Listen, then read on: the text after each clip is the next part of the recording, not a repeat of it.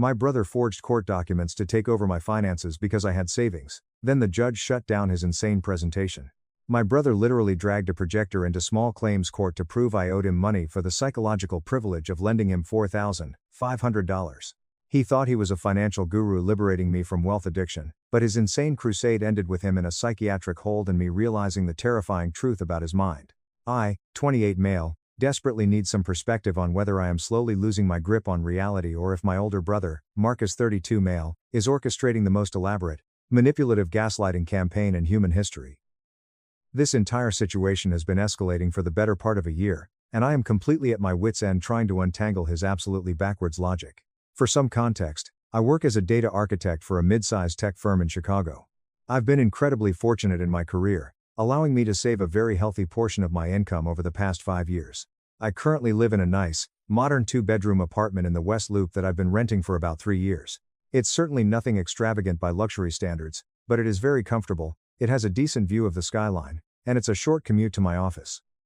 Marcus, on the other hand, works as a regional manager for a chain of retail shoe stores. He has always struggled financially, a situation born from a mixture of genuinely terrible luck, medical emergencies, car accidents, and what I now clearly recognize as a long history of remarkably poor financial decisions. The pattern of borrowing began about 9 months ago when Marcus frantically called me, asking to borrow $600 for an emergency transmission repair on his car. I didn't even hesitate. He is my older brother. I had the liquid cash sitting in my checking account, and I wanted to help him. He swore up and down he would pay me back within 2 pay periods. When those 4 weeks passed without a word about repayment, he instead asked for another $400 to cover an unexpectedly high utility bill and some groceries. Again, I transferred the funds.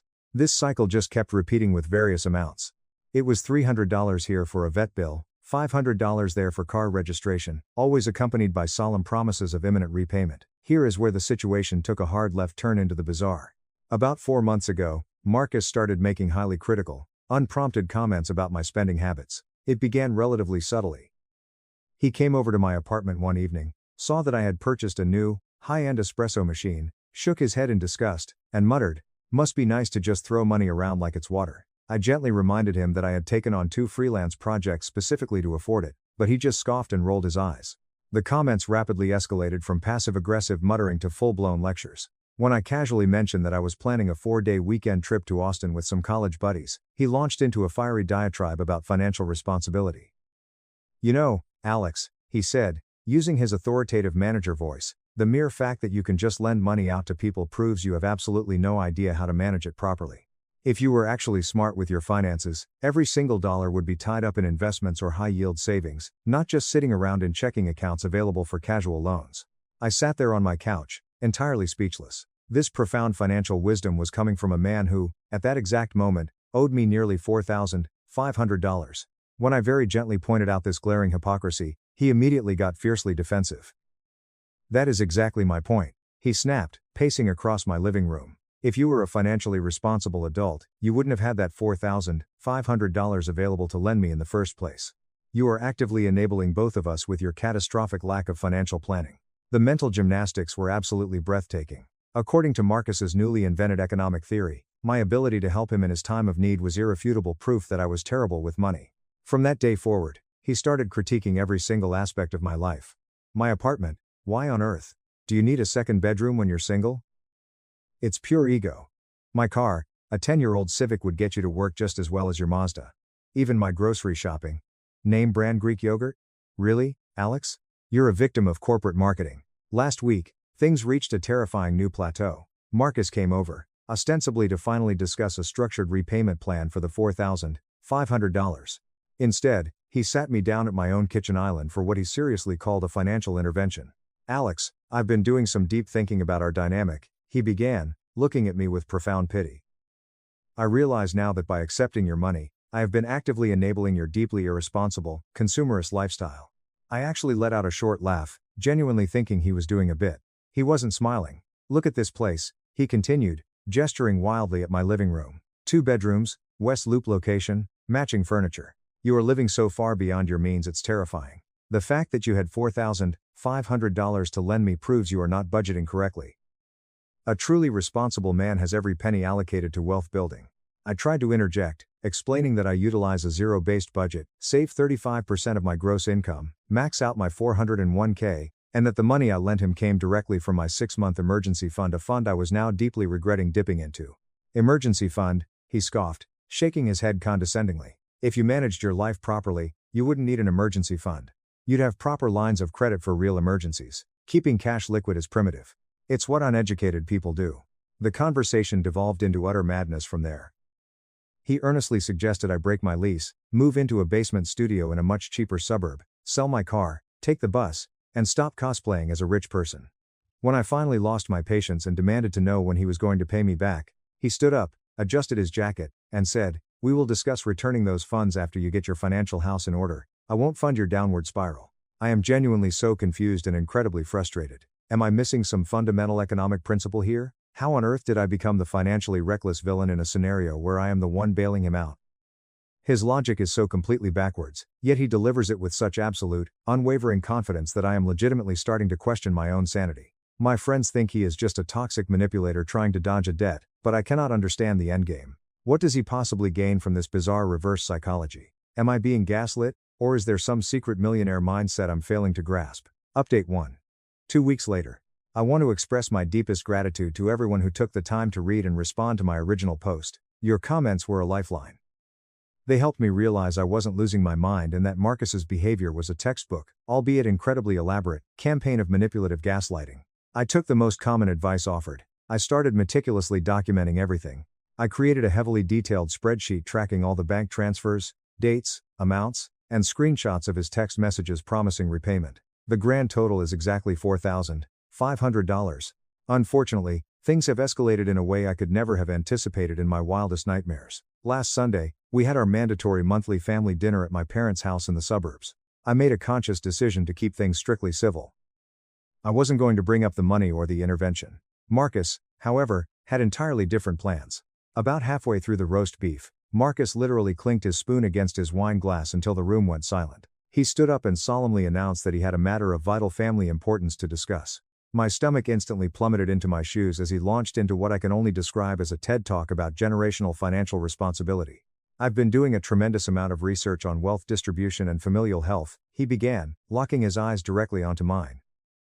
"And I've come to the painful realization that our family has developed a highly toxic dynamic that is actively preventing all of us from reaching our true potential." My mother, Helen, paused with her fork halfway to her mouth, looking completely bewildered. "What on earth do you mean, sweetheart?" Marcus smiled at her with this sickeningly sympathetic expression. "Well, Mom, let me pose a question. Have you ever sat back and wondered why Alex has so much excess capital to throw around while I am constantly struggling to make ends meet?" I immediately tried to shut it down, but he held up his hand like a traffic cop. "Please, Alex, let me finish. The core issue isn't that Alex earns a higher salary. I celebrate his salary. The issue is that he aggressively hoards it instead of deploying it properly. Did you know he's been lending me thousands of dollars?" Both of my parents slowly turned to stare at me, utterly shocked. I had never breathed a word about the loans to them because I didn't want to humiliate Marcus or cause unnecessary family drama. The fact that Alex can casually lend out $4,500 proves beyond a shadow of a doubt that he is not managing his wealth responsibly, Marcus continued, pacing behind his chair. Think about it logically. Elon Musk doesn't have thousands of dollars in a checking account just sitting around to lend to his siblings. Every penny is deployed. Alex's liquid cash is a glaring symptom of financial immaturity and deep-seated insecurity. My father, Robert, a retired accountant, frowned deeply. "But Marcus, if your brother is lending you his money, doesn't that mean?" "That is exactly my point, Dad," Marcus interrupted triumphantly. "I've realized that by accepting these loans, I have been the one enabling his poor financial habits. It is no different than buying a bottle of whiskey for an alcoholic. I am actively helping him avoid facing his severe money management trauma." The dining room was dead silent. You could hear the grandfather clock ticking in the hallway. I could literally see my parents' brains short-circuiting trying to process this spectacular leap of logic. My younger sister, Chloe, 21, who was home from college, caught my eye from across the table and blatantly mouthed, "What the actual F?" But Marcus was far from finished. Alex lives alone in a 2-bedroom apartment in the West Loop. He drives a car that is only 4 years old. He takes vacations to Austin. Meanwhile, I am living paycheck to paycheck in a modest space, driving a car that's falling apart, and never taking a single day off. I ask you, who is truly living the responsible, grounded life here? My mother, who has spent her entire life playing the family peacemaker, Tried to desperately find a middle ground. Well, Marcus, honey, people just have different priorities with their. No, Mom? Marcus slammed his hand on the table, making the silverware jump. This is about far more than priorities. This is about the soul of this family. Alex's hoarding of wealth is creating a deeply diseased dynamic. If he truly cared about our family's overall well-being, he would drastically downsize his bloated lifestyle and invest that capital properly. The fact that he didn't even blink at lending me $4,500 proves he has entirely too much. I finally found my voice, my hands shaking with pure adrenaline. Marcus, you begged to borrow that money. You came to me in a panic, claiming you needed help, and I bailed you out. How in God's name does that make me the irresponsible one? He looked down at me with an expression of profound, sorrowful pity. The very fact that you still view it through that primitive lens shows just how deep your sickness goes. A financially actualized person would have had those funds locked in untouchable assets. You are essentially stuffing cash under your mattress, Alex. It's embarrassing. Chloe finally snapped. This is completely insane. Marcus, you are literally standing there arguing that Alex is bad with money because he was financially secure enough to save your ass when you were broke. Do you even hear the words coming out of your mouth? Marcus's face darkened instantly. I don't expect a college student to grasp macro financial philosophy, Chloe. When you enter the real world, you'll understand that true responsibility means every dollar has a designated mission. Emergency funds are a myth sold to the poor. Lending money is for institutional banks, not brothers.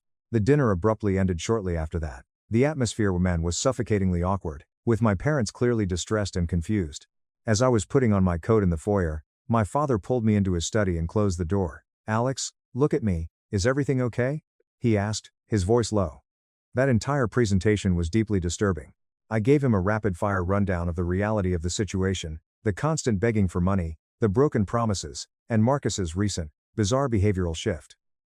My father's face morphed from confusion, to shock, and finally, to a cold, hard anger. So, let me get this straight. He owes you $4,500, and he just tried to convince your mother and me that you are the one teetering on the edge of financial ruin? He summarized, rubbing his temples. That is exactly what is happening, I confirmed, feeling a wave of relief that at least my dad wasn't buying the delusion. My father sighed heavily. I spent 40 years in accounting and I have never seen a defense mechanism quite like this. Watch your back, son. I don't know what kind of game Marcus is playing, but this has crossed the line from irresponsible into something very dark. Since that horrific dinner, Marcus has been relentlessly blowing up my phone, texting me links to obscure finance blogs about lifestyle inflation and the spiritual danger of liquid assets. He even created a new family WhatsApp group chat called Wealth and Wellness, where he posts daily affirmations about how having available cash is a sign of moral decay. Chloe texted me privately last night, is Marcus having a psychotic break? This is genuinely starting to scare me. I am starting to wonder the exact same thing. This has evolved far beyond a simple manipulation tactic to avoid paying a debt. It has morphed into something almost completely delusional. He genuinely appears to believe his own insane rhetoric, and he is actively trying to recruit our entire family into his cult-like worldview. I have completely stopped responding to his messages. I am meeting with a civil litigation lawyer this Thursday to discuss my legal options for recovering the $4,500. I have also contacted my building's security to ensure Marcus is not allowed up to my floor. I will update you all again when the legal wheels start turning. Update 2. 1 month later. The situation with Marcus has taken a turn so profoundly surreal that I genuinely debated whether I should even post this update. It reads like a rejected script for a psychological thriller, but I made a commitment to keep you all informed, and honestly, I need to write this down just to prove to myself that it actually happened. Following the advice of the lawyer I consulted, she drafted a very stern, formal demand letter for the $4,500, citing the exact dates and amounts of the loans, backed by the text messages. I had it delivered to Marcus via certified mail, requiring his signature. I expected anger, I expected him to ignore it. His actual response was something I could never have prepared for. 3 days after the letter was signed for, Marcus showed up at my apartment building. Security stopped him, but he called me from the lobby, claiming he had the money and wanted to hand it over in person to clear the air. Against my better judgment, I told security to let him up. He arrived at my door carrying a thick manila folder, radiating the terrifying, manic energy of a door-to-door salesman who genuinely believes he is about to change your life. Alex. He beamed brightly, stepping into my foyer before I could even fully open the door. I am so incredibly glad you took the initiative to formalize this. I've prepared a comprehensive resolution that I know will bring us both peace. He marched over to my dining table, opened the folder, and began spreading out meticulously printed and highlighted documents. I recognized some of them. They were blown-up screenshots of our text conversations where I had agreed to send him the money. I've been doing a deep dive into alternative economic theories, he began, clasping his hands together. And I discovered a truly fascinating concept. Did you know that in numerous ancient cultures, charging interest on loans to blood relatives is considered a severe moral atrocity? I stared at him, completely bewildered. Marcus, I didn't charge you a single cent of interest. I asked for exactly what I lent you. Exactly. He pointed at me like I had just solved a riddle. Which brings me to my formal proposal. You see, Alex, while you didn't charge me times monetary times interest, you have been secretly collecting something exponentially more valuable: psychological interest. I felt the room spin slightly. I felt like I had slipped into an alternate dimension. Psychological interest? He nodded enthusiastically, pulling out a custom-made spreadsheet. Every single time you transferred money to my account, you gained a massive power dynamic shift over me. You got to play the role of the responsible, successful younger brother. You got to be the benevolent provider. The immense psychological superiority and dopamine hits you've been harvesting from our arrangement that is worth far, far more than standard financial interest. He slid a document across the table. It was titled, in bold Arial font, Reconciliation of Debts, Financial versus Psychological. I have meticulously calculated the fair market value of the psychological benefits you've extracted from me, he said, his voice entirely serious. The self-esteem boosts, the elevated family status, the moral high ground. I've assigned them monetary values based on standard therapy rates. I looked down at the document. It was pure, unadulterated madness. He had literally created itemized billing lines. Feeling of superiority at family dinners, $75 per dinner x 8 dinners equals $600. Self-esteem elevation from playing the successful brother, $150 per month, x 9 months, equals $1,350. Anecdotal value, stories to tell friends about helping family, $500 one-time value. Moral high ground during arguments, $50 per argument x, 12 arguments equals $600. Savior complex fulfillment, $2,150. As you can clearly see by the math, Marcus said proudly, tapping the bottom of the page, your total psychological benefit comes to exactly $5,200. Since the initial capital loan was only $4,500, technically, you actually owe me $700. But, he held up his hands magnanimously, because you're my brother, I am willing to call the debt completely settled and walk away clean. I was paralyzed. Chloe had warned me he might try something unhinged, but this defied all known logic. Marcus? I finally choked out, my voice trembling with suppressed rage. This is not how reality works. You cannot just invent a fictional form of emotional currency, assign arbitrary dollar amounts to it, and declare a legal debt paid. His bright expression instantly morphed into a look of deep, sorrowful disappointment. Alex, I am trying to help you break free. Your pathological attachment to fiat currency is destroying you. The fact that you are so hyper-fixated on extracting exactly $4,500 from me proves how completely money controls your mind. It has nothing to do with control, I snapped. You borrowed money. You agreed to pay it back. That is the fundamental basis of human commerce. You borrowed money. He shook his head slowly. You are so hopelessly trapped in the capitalist matrix, I am offering you a spiritual out. Truly wealthy people wouldn't even notice $4,500 missing. When I pointed out that truly wealthy people don't get wealthy by letting people steal from them, he loudly accused me of regurgitating corporate propaganda. But here is where the evening went from absurd to genuinely frightening. As he was packing his insane documents back into his folder, clearly annoyed that I hadn't accepted his psychological interest theory, he stopped at the door. You know, Alex, I've been doing some calculations regarding your living situation, he said smoothly. My blood instantly ran freezing cold. Several commenters on my last post had warned me that he was angling for my apartment.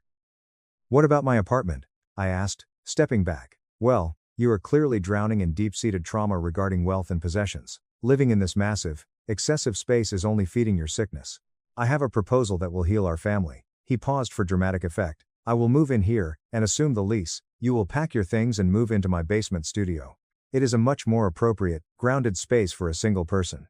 The $1,000 a month difference in rent can go directly toward the intensive therapy you so clearly need for your wealth addiction.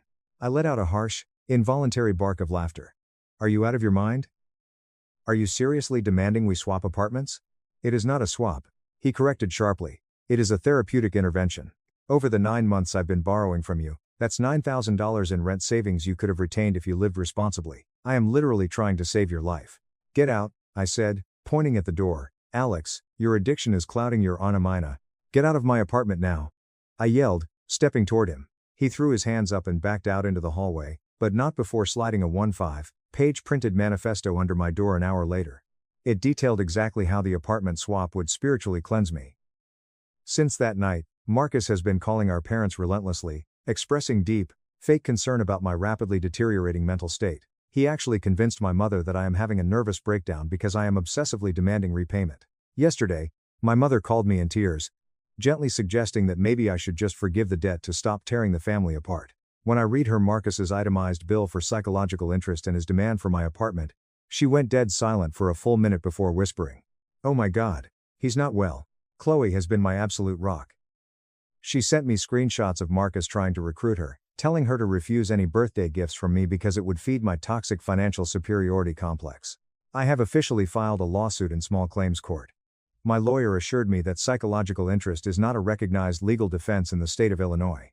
I have also upgraded my apartment security, installed a Ring camera, and given a photo of Marcus to my building management with strict instructions to call the police if he sets foot on the property. I don't know if this is calculated, sociopathic manipulation, or a genuine descent into madness. Update 3, 6 weeks later. I need to start this update by describing exactly what happened at the small claims court hearing, because the sheer absurdity of it sets the stage for the absolute nightmare that followed. Marcus arrived at the courthouse wearing a full, three-piece pinstripe suit, carrying a vintage leather briefcase, looking like he was about to argue before the Supreme Court. He didn't bring a lawyer. Instead, he brought a man he introduced to the bailiff as his alternative dispute resolution guide, a guy he explicitly admitted he found in the gigs section of Craigslist. When the judge called our case, Marcus stood up and confidently asked if he could provide visual context for the complex socioeconomic relationship at hand. The judge, an older woman who already looked completely exhausted by the morning docket, hesitantly agreed. Marcus proceeded to pull a portable projector out of his briefcase. Yes, my brother brought a functional PowerPoint presentation to small claims court. The title slide beamed onto the courtroom wall, "The Hidden Economy of Familial Debt, a Case Study in Psychological Capitalism." I buried my face in my hands. The Craigslist guy nodded sagely. Marcus spent the next 10 minutes explaining his completely fabricated theory of psychological currency to the judge, who was staring at him like he had lobsters crawling out of his ears.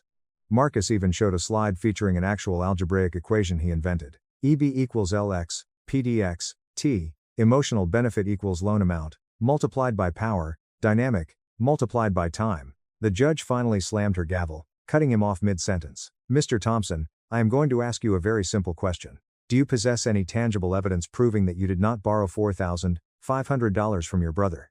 Marcus stood tall. "Your Honor, I am not disputing the transfer of fiat currency. I am mathematically demonstrating that the debt has already been satisfied through alternative emotional compensation." The judge's tone dropped to absolute zero. "Mr. Thompson, this is a United States court of law. We deal in legal tender. We do not deal in feelings, vibes, or psychological currency. Do you have the $4,500?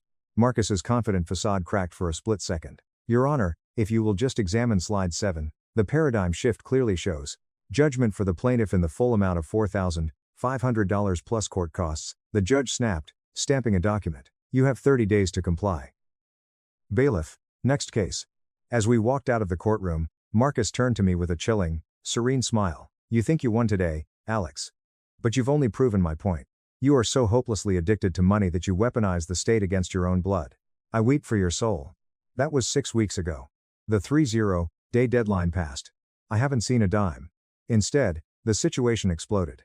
2 weeks after the court date, I received a highly official-looking letter in the mail from an organization called the Institute for Financial Wellness and Familial Harmony. It took me a quick Google search to realize Marcus had literally registered this fake institute as an LLC himself. The letter formally informed me that I had been selected for a mandatory, comprehensive financial rehab program due to my severe wealth hoarding. The treatment plan included 1.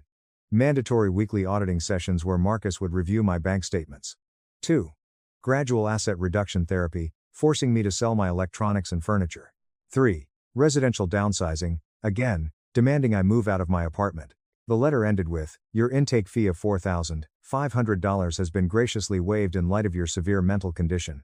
I threw it in the trash, thinking it was just another pathetic stunt. Then, my building manager called me in a panic.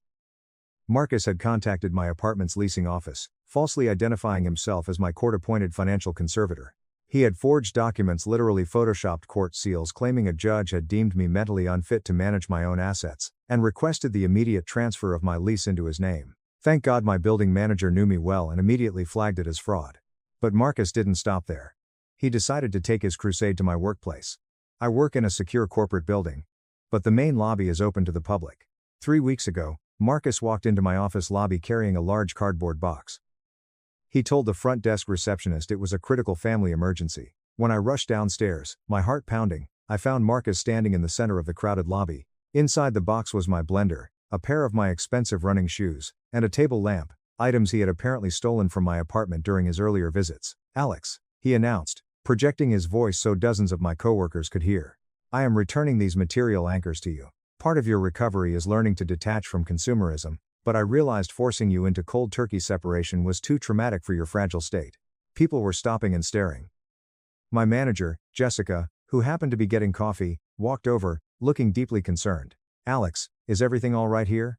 Before I could speak, Marcus thrust his hand toward her. "Hi, I'm Marcus, Alex's brother and financial wellness coach. I'm guiding him through a very dark period of wealth addiction. Has he been exhibiting any erratic spending behaviors at work, buying too many lunches?" I physically grabbed Marcus by the arm and dragged him out the revolving doors, threatening to call the police, but the damage was done. The office rumor mill exploded. I had to have a humiliating closed-door meeting with HR to explain that my brother was suffering from some kind of delusion and that I was not, in fact, mentally unstable. The harassment immediately spilled over to social media.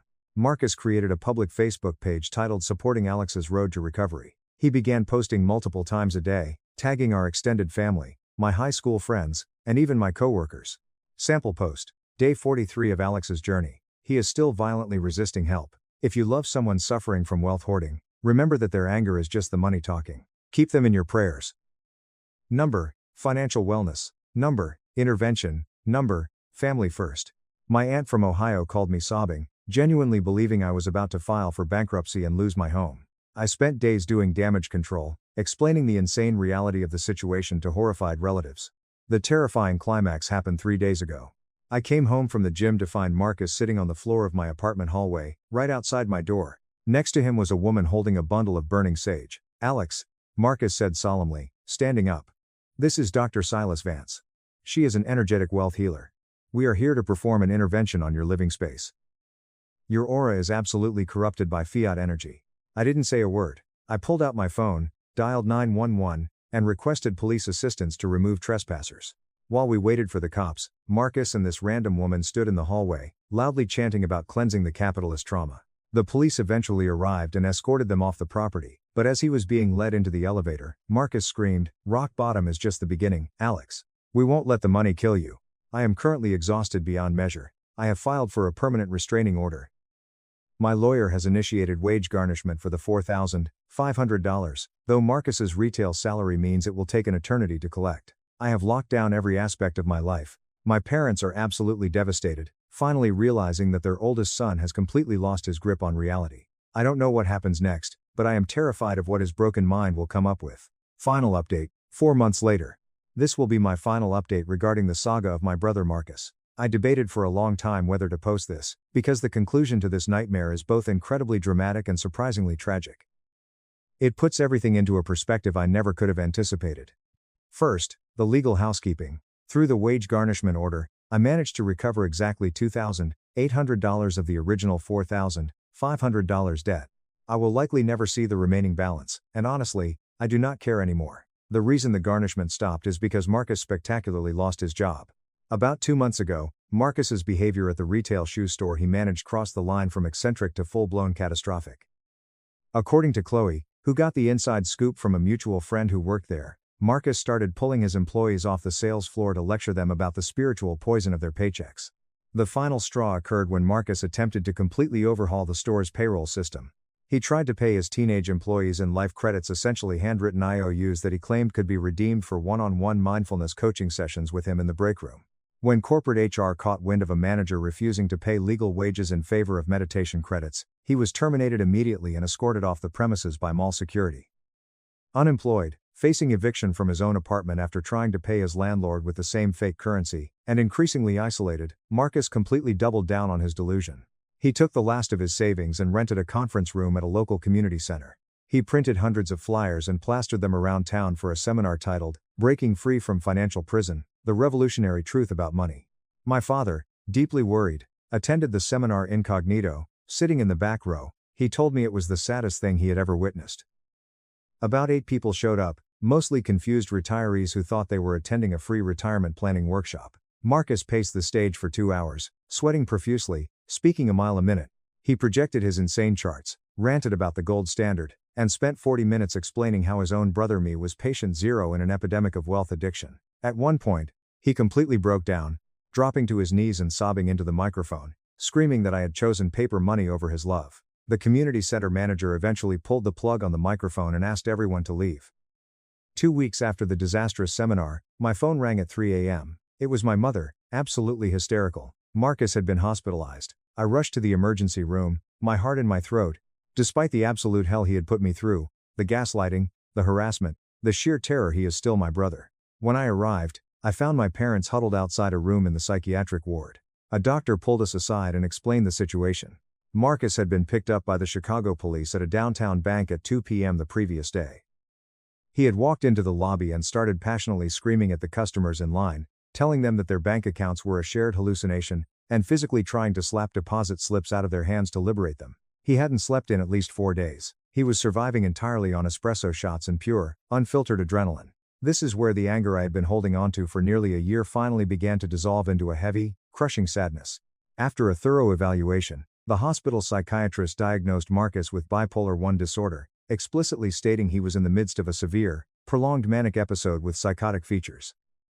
The doctor explained it to us in detail.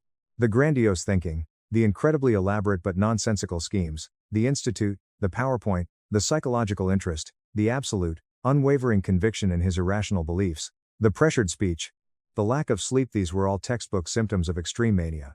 Looking back, the warning signs had been there for years, hiding in plain sight. The region while, the periods of deep depression that Marcus always blamed on financial stress, the times he would suddenly quit a job because he had $1 million business idea that never materialized, the way he could shift from barely getting out of bed to possessing unstoppable, chaotic energy. We as a family had just written it off as Marcus being eccentric, moody, and bad with money. We missed the disease entirely. Marcus spent 3 full weeks in an inpatient psychiatric facility. When they finally found the right combination of mood stabilizers and antipsychotic medication, the change was jarring. The first time I was allowed to visit him after he had stabilized, I walked into the visitor's room to find him looking smaller, older, and profoundly exhausted. He looked up at me, his eyes finally clear of that terrifying manic shine, and his voice cracked. "Alex. What did I do?" The next 2 hours were the most difficult, painful conversation of my entire life. Marcus, now fully lucid, sat in horror as I gently recounted the events of the past year. The fake lawsuits, the harassment at my office, the attempt to steal my apartment, the sage-burning intervention. He remembered pieces of it, but it was fragmented, like trying to recall a fever dream. I remember thinking I had unlocked the secrets of the universe. He wept, burying his face in his hands. I thought I had cracked a code that everyone else was too stupid to see. It made such perfect, absolute sense to me at the time. "I thought I was saving you." The psychiatrist later explained that during severe manic episodes, the brain can construct incredibly elaborate delusions that feel as real to the patient as gravity. The fact that Marcus's mania fixated specifically on money and financial philosophy wasn't unusual. Mania often latches onto a person's deepest real-world insecurities and blows them up to mythological proportions. Marcus's lifelong insecurity about being poor compared to me became the fuel for his psychosis. He asked me, tears streaming down his face, if I could ever forgive him. I told him the truth. I needed time. That was 4 months ago. Today, the landscape of our family looks entirely different. Marcus is strictly maintaining his treatment plan. He goes to therapy twice a week, takes his medication without fail, and attends a support group for adults living with bipolar disorder. He is currently living in my parents' guest room while he slowly rebuilds his life. He is also paying me back, not through the court system, but voluntarily. He managed to get a low-stress, back-office data entry job, and every single month, on the first of the month, he transfers exactly $250 into my account. He told me, "I need to make actual, real-world amends. Not the insane psychological currency I invented." We are very slowly, very carefully rebuilding our relationship as brothers. We meet for coffee once a month, always in a public place, always with incredibly clear, strict boundaries. He has never once asked to come back to my apartment, and I am deeply grateful for that respect. He also spent weeks writing deeply personal apology letters to everyone he dragged into his manic hurricane. He wrote to Chloe, to my parents, to my manager Jessica, and even mailed a formal apology to the judge at the small claims court. He completely deleted the Facebook pages, dissolved the fake LLC, and shredded the manifestos. Chloe has been an absolute champion through all of this. She changed her college major to psychology, heavily researching bipolar disorder to help our parents understand what happened. She said something to me last week that really helped me let go of the residual anger. Alex, he was deathly ill. The disease took his normal human flaws, his jealousy, his financial stress, his stubbornness, and mutated them into a monster. You were fighting the disease, not your brother. I am in therapy now, too. Not for wealth addiction, but to process the genuine trauma of being systematically gaslit, harassed, and betrayed by the person who was supposed to look out for me. It is incredibly difficult to reconcile the anger I felt with the medical reality of his condition. The money, the $4,500 that started this entire nightmare, has ironically become the least important detail of the story. I don't care if I ever see the rest of it. What matters is that my brother is finally getting the medical intervention he desperately needed, our family is healing, and we now know exactly what warning signs to look for. Yesterday, Marcus sent me a text message. It was a photo of a flyer at the local library advertising a financial wellness seminar.